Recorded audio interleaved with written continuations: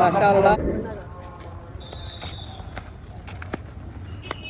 আসসালামু আলাইকুম, সবাইকে ঈদের শুভেচ্ছা, ঈদ মোবারক। আজকে আমরা ঈদের নামাজ আদায় করার জন্য আসুন্না ফাউন্ডেশন আয়োজিত যেই উন্মুক্ত ঈদগাহ ব্যবস্থা করা হয়েছে, এখানে আসছি আমাদের ঈদের নামাজ আদায় করার জন্য।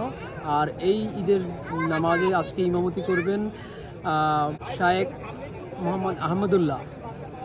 আমরা আজকে ওনার তত্ত্বাবধানে, ওনার ইমামতিতে আমরা আমাদের ঈদের নামাজ আদায় করব। আমরা মিরপুর থেকে এখানে এসেছি আমাদের ঈদের নামাজ আদায় করার জন্য।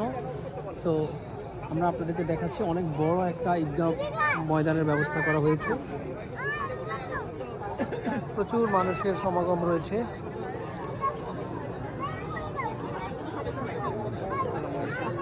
আর একটি বিষয় হচ্ছে, আপনারা যারা এই বছর আর আসতে পারেননি, আগামী বছর আসবেন ইনশাল্লাহ, এখানে পরিবার নিয়ে আসতে পারবেন।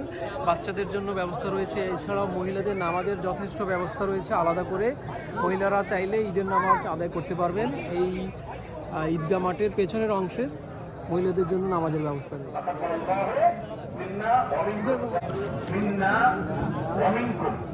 মাশাআল্লাহ।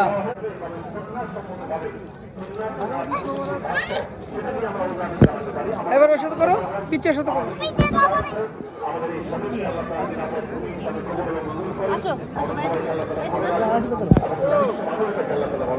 বাস তোমরা দুজনে।